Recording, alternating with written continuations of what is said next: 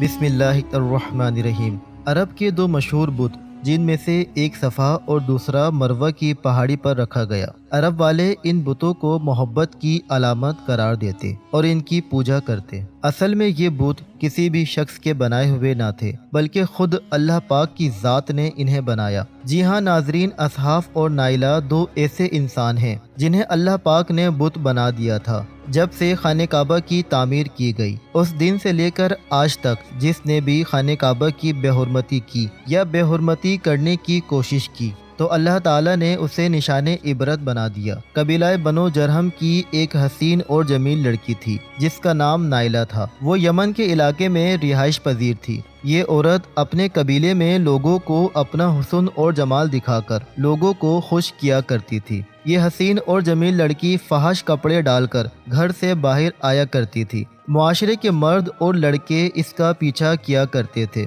ہر کسی کا یہی دل کرتا تھا کہ میرا تعلق اس لڑکی سے بن جائے۔ اس قبیلے میں قبیلے کے سردار کا بیٹا بھی تھا جس کا نام اصحاف بن یالا تھا۔ اصحاف اور نائلہ ایک دوسرے کو دل دے بیٹھے تھے۔ یہ محبت بہت ہی جلد جسمانی تعلق تک جا پہنچی تھی۔ یہ دونوں محبت کے نشے میں بدکاری کیا کرتے تھے۔ یہ دونوں لوگوں سے چھپ کر کہیں مدت تک زنا کرتے رہے۔ جب دونوں کے گھر والوں کو اس بات کا پتہ چلا کہ دونوں بدکاری کرتے ہیں تو دونوں کے گھر والے یہ بات سن کر بہت شرمندہ ہوئے۔ ان کے گھر والوں نے ان دونوں کو ایک دوسرے سے ملنے سے منع کیا، لیکن یہ دونوں زناکاری سے باز نہ آئے۔ اس طرح دونوں کے گھر والے ان کے خلاف ہو گئے۔ گھر والوں نے ان دونوں کے ملنے پر پابندی لگا دی۔ ایک دفعہ بنو جرہم کا ایک قافلہ خانہ کعبہ میں حج کے سلسلے میں آیا۔ نائلہ اور اصحاف بھی اس قافلے میں شامل تھے۔ حج کے دنوں کا واقعہ تھا کہ کعبہ میں لوگوں کی تعداد بہت ہی کم تھی۔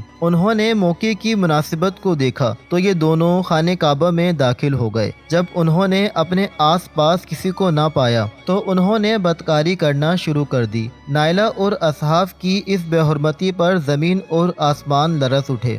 جب وہ خانہ کعبہ میں زنا کر رہے تھے تو اللہ تعالیٰ نے ان دونوں کی روحوں کو قبض کر لیا۔ ان پر اللہ تعالیٰ کا عذاب اس طرح سے آیا کہ یہ دونوں پتھر کے بن گئے۔ جب خانہ کعبہ کے لوگ خانہ کعبہ کے اندر داخل ہوئے تو دونوں پتھر کے بنے ہوئے تھے۔ قافلے والوں کو اس بات کی سمجھ آ گئی کہ اللہ تعالیٰ کی مقدس جگہ پر یہ زنا کر رہے تھے، جس کی وجہ سے اللہ تعالیٰ نے ان دونوں کو پتھر کا بنا دیا۔ قافلے والوں نے ان دونوں کے پتھر جسم کو اٹھا کر باہر لا کر کھڑا کر دیا تاکہ لوگ ان دونوں کو دیکھ کر عبرت حاصل کر سکیں کہ مقدس جگہوں پر بے حرمتی کرنے کا انجام یہ ہوتا ہے۔ کچھ دنوں کے بعد مکہ کے لوگوں نے اصحاف کے بت کو اٹھا کر صفا مروہ پر کھڑا کر دیا۔ نائلہ کے بت کو اٹھا کر مروہ کے مقام پر کھڑا کر دیا۔ صفا اور مروہ خانہ کعبہ کے بالکل قریب وہ پہاڑیاں ہیں۔ انہی دو پہاڑوں کے گرد بی بی ہاجرہ نے اپنے بیٹے اسماعیل علیہ السلام کے لیے پانی کی تلاش میں کافی چکر کاٹے تھے۔ اس وجہ سے ان پہاڑیوں کو بہت مقدس مانا جاتا ہے۔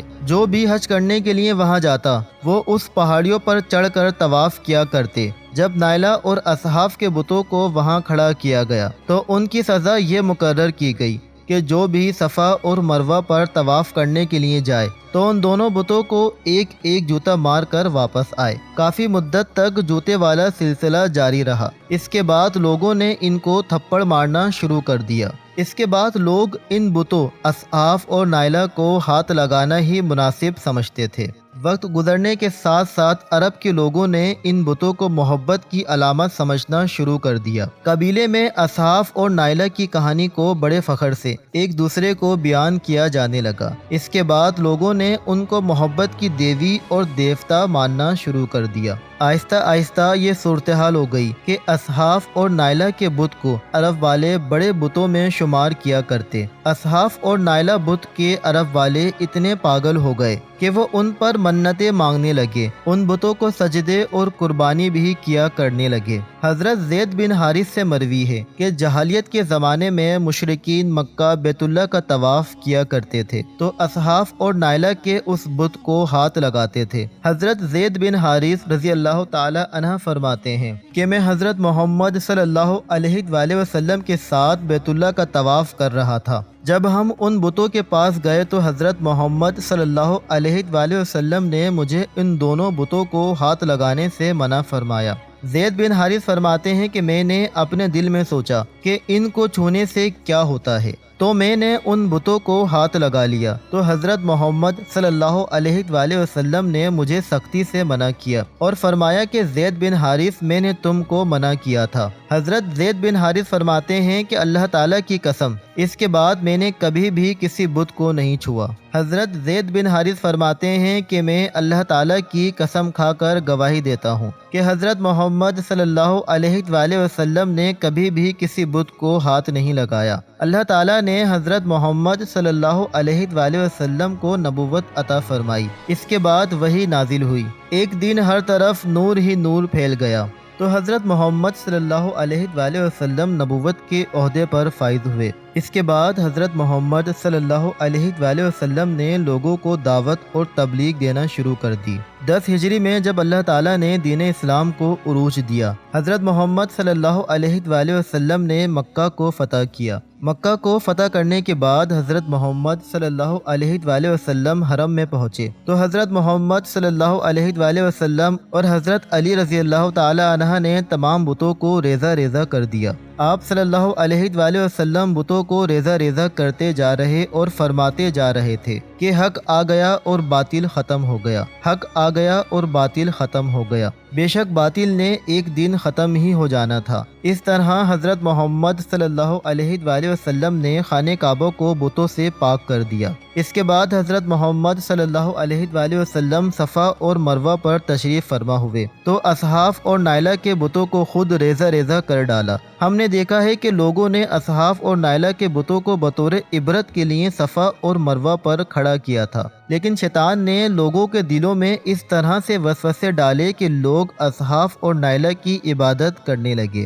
اس زمانے کے لوگ بس نائلہ اور اصحاف کے بت کی پوجا ہی نہیں کیا کرتے تھے، بلکہ ان کی کہانی کو بڑے فخر کے ساتھ ایک دوسرے سے بیان بھی کیا کرتے تھے۔ یہ بت اس لیے کھڑے کیے گئے تھے کہ لوگ ان بتوں پر نالت بھیجیں کہ انہوں نے اللہ تعالیٰ کی مقدس جگہ پر یہ بدکاری کی، لیکن عرب کے لوگوں نے ان دونوں بتوں کو محبت کے بت کا درجہ دے دیا اور ان کی کہانیوں کو بڑے فخر کے ساتھ بیان کرنے لگے۔ آج کل کے جدید دور میں بھی یہی بات ہے کہ جو کوئی بندہ سنگین جرم کرتا ہے تو لوگ اس کو بڑے فخر سے ہیرو کا درجہ دیتے ہیں، جو کہ سراسر غلط ہے۔ اللہ تعالیٰ سے دعا ہے کہ اللہ تعالیٰ ہم کو نیک کام کرنے کی توفیق عطا فرمائے۔ اللہ تعالیٰ ہمارے تمام صغیرہ کبیرہ گناہوں کو اپنے حبیب کے صدقے سے معاف فرمائے۔ آمین ثم آمین۔